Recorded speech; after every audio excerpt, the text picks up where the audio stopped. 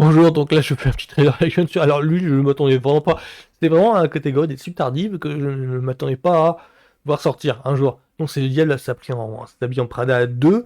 J'ai vu le premier, ça remonte à longtemps. J'étais à la fac, je crois. Je me souviens des... Oui, je crois que j'étais à la fac, je l'ai vu avec des potes de l'époque. Et le... Ouais, j'ai découvert Hathaway avec ce film-là. Mais je crois... Enfin, je crois que ce film-là a révélé...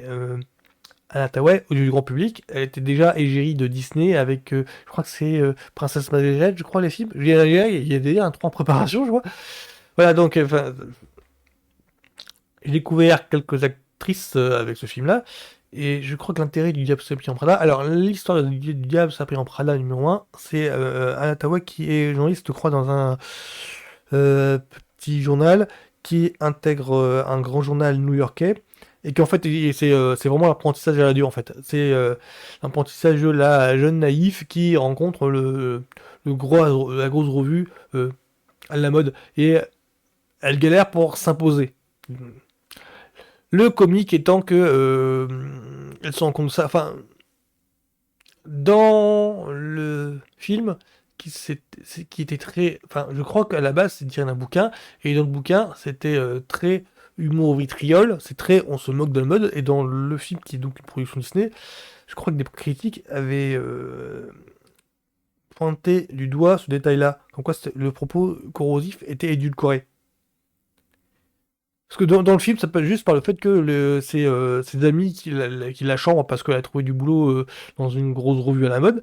Et il la chambre parce que peut-être, une posture, mais toi, t'as changé toi. Alors que moi, j'avais noté le fait que, bah non, mais elle essaie juste de bien bosser, c'est tout. Enfin, il n'y a pas de gros changement dans sa personnalité, c'est juste vous qui êtes con, quoi. Je me souviens plus trop comment, parce que je crois que le but de romance, c'est de la voir se pervertir en contact de la journaliste star qui donc je crois que c'est Glenn Close, elle strip ou Glenn Close, et l'humour en fait venait de elle qui se dépêtrait de situations pour devenir, enfin, c'était pas un truc à la bûche d'humanité quoi, c'était un truc très humoristique, elle arrivait à s'imposer mais en restant soi-même. C'est un petit peu le charme du film. Donc le Diable sans Prada 2, alors moi je ne sais pas du tout s'il y a, il y a un autre roman euh, qui est adapté là, c'est pas du tout, ou c'est un roman original. Moi, je regarde le truc uniquement parce que, bah voilà, j'ai croché sur un Hathaway à l'époque. Donc, alors qu'elle a fait d'autres trucs après, hein, je crois qu'Interstellar, elle est pas dedans, elle a fait un truc de science-fiction depuis. Ah, elle a fait Catwoman dans The Dark Knight Rise. Voilà, elle a fait tel truc. J'ai un petit peu suivi après sa carrière. Donc, voyons. Évidemment, ça bien Prada 2.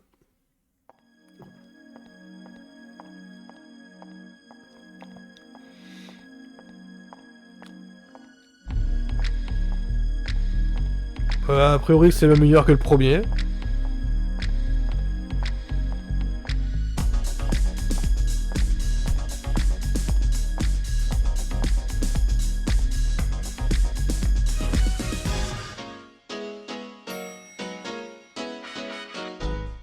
Miranda?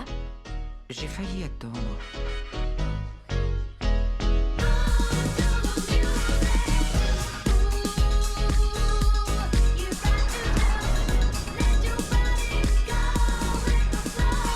Ouais, c'est un teaser quoi. D'accord. Ouais, Favril. Ah oui, bah, Favril, je pensais qu'il allait sortir plus tôt. C'est qui joue l'autre? Miranda?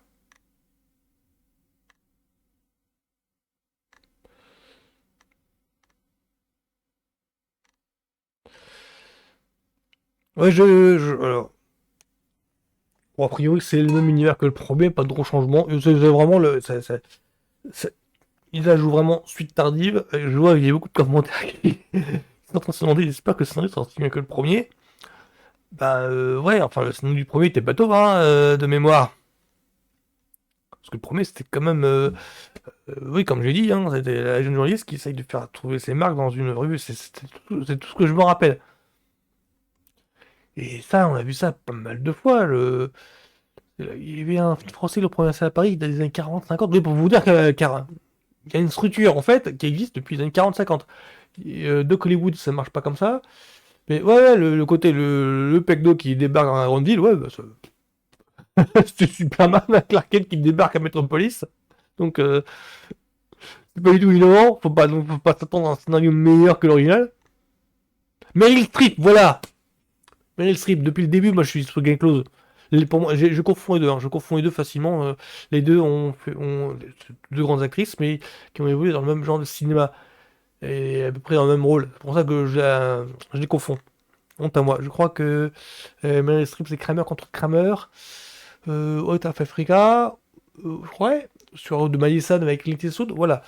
Alors que Glenn Close, c'est Les Liaisons Dangereuses et Mister Bulot. Mais j'arrive pas à, le. Comment dire. À ce que ça se match dans ma tête. Donc voilà, c'était tout ce que je voulais dire. Tu dis, ah bah, ça prend Prada. Pour moi, ce sera une comédie romantique comme premier volet. Alors, moi, c'est comédie romantique. Intérêt, c'est regarder, admirer l'actrice. Point barre. Je ne cherche pas du tout là à une raison particulière d'esthétisme cinéphilique, rien du tout. C'est juste une occasion pour moi, c'est mon plaisir petit coupable, c'est juste une occasion pour moi de passer le temps. Voilà, voilà, donc ce sera tout pour moi sur Diable, c'est moi, Samedi Prada 2.